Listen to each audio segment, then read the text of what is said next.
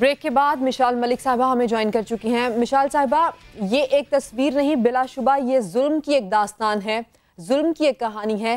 انسانی حقوق کی تنظیموں کی خاموشی کی وجہ کیا ہے یہ بتائیے۔ انتہائی افسوسناک واقعہ جو آج پیش آیا، اس کے اوپر ہم بات بھی کر رہے ہیں، اور یہ بھی میں آپ سے پوچھ رہی تھی کہ یہ صرف ایک تصویر نہیں بلکہ ظلم کی ایک کہانی ہے۔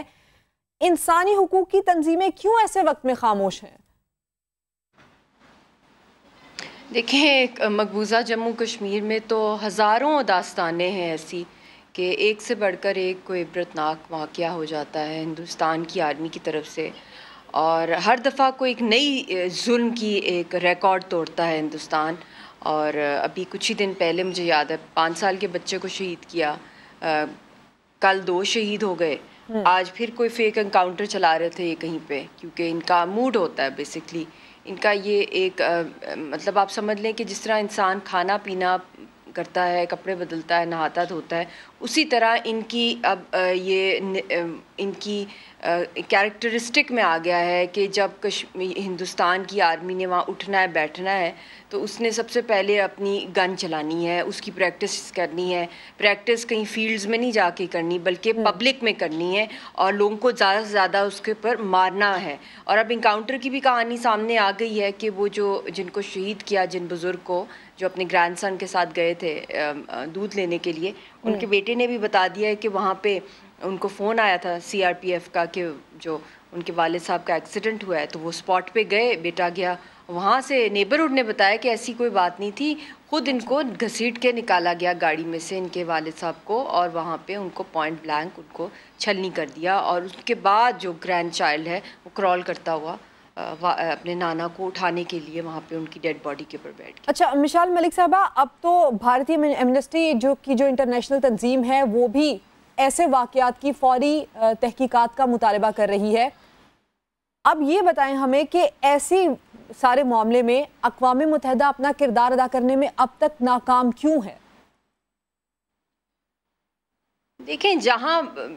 کنڈیمنیشن کی بات ہے، جہاں رپورٹس کی بات ہے، یہ رپورٹس آنا، جو بھی انفارمیشن مل رہی ہے آکوپائڈ کشمیر سے، لوگوں کی ویڈیوز آنا، فوٹیجز آنا، یہ ان اٹ سیلف ایک ایویڈنس ہے جو کہ لے کے جایا جا سکتا ہے انٹرنیشنل کورٹ آف جسٹس میں، انٹرنیشنل کرمنل کورٹ کے اندر، اور جو یونائٹڈ نیشنز کے اوپر سب سے بھاری ذمہ داری ہے of being just it's not enough just to criticize or to condemn the decisions and to offer their good offices to both India and Pakistan، کیونکہ India is not ready for talks۔ یہ آپ کو یاد رکھنا ہے، ہم لوگوں نے یہی ہماری کوشش یہی ہونی چاہیے کہ ہم یونائٹڈ نیشنز کو یہ فورس کریں کہ ان کے اوپر اکنامک اور ڈیفینس سینکشنز لگائی جائیں، کیونکہ they are not allowing fact finding missions, they are not allowing United Nations observer group to go there, they're not allowing international observers یا international media to step in on that soil۔ تو جب ہر لحاظ سے condemnation کے بعد جو next step ہوتا ہے کہ ہم جانا چاہتے ہیں، دیکھنا چاہتے ہیں کہاں مرڈر ہوا ہے، کہاں جینوسائڈ ہوا ہے، کہاں میسیکر ہوا ہے، تو جب وہاں پہ ایکسیس ہی نہیں دی جاتی ہے، انفارمیشن کی بھی نہیں ایکسیس ہے، ایک بلیک آؤٹ ہے، تو پھر the only way forward is کہ ان کو ڈی ملٹرائز کرنے کے لیے اس زون کو سب سے پہلا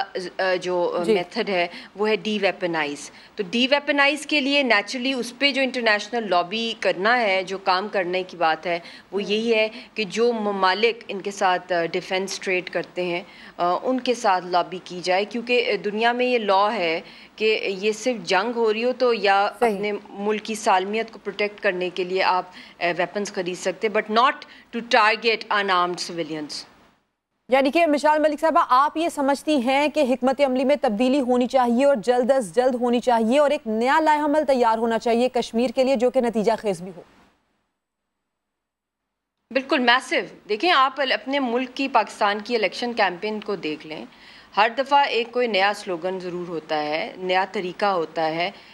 بے شک میں کسی پارٹی کی بات نہیں کروں گی یہ کہ، مگر لوگوں کو منشور تو یہی دیا جاتا ہے نا کہ ان کی بہتری کے لیے، ان کی ویل بینگ کے لیے وہ آئیں گے، مہنگائی کا، مگر طریقہ کار فرق ہوتا ہے۔ ہم نے بہت سے طریقے اپلائی کیے ہیں، پاکستان نے ہمیشہ ساتھ دیا کشمیریوں کا، مگر جس لیول پہ جینوسائڈ کیونکہ ہائیسٹ کرائم ہے دنیا کے اندر، اور یہ وہ کرائم ہے جو کہ مطلب کہ it can not be denied a punishment and prosecution. اور یہ تو اسٹیٹ لیول کی بات ہے جس میں پوری ہندوستان کی سرکار انوالوڈ ہے فلی ان مینیپولیٹنگ سچ پالیسیز جن کو اندر وہ امیونٹی دیتے ہیں. تو اٹس ہائی ٹائم کہ Pakistan should retrospect, should look into it کہ ویئر آر وی لیپسنگ یا ویئر شوڈ بی کانسنٹریٹنگ کہ انٹرنیشنلی جو پاور پلیئرز ہیں پرماننٹ 5 ممالک ہیں ان کو ان کے اندر لابی کی جائے کہ اینٹی مطلب انڈیا کی especially on their defence and economic sanctions کے ایشو کے اوپر, کیونکہ جب اس حد تک چلا گیا ہے معاملہ اور ابھی بھی آپ دیکھ لیں نیبرہڈ میں جو کچھ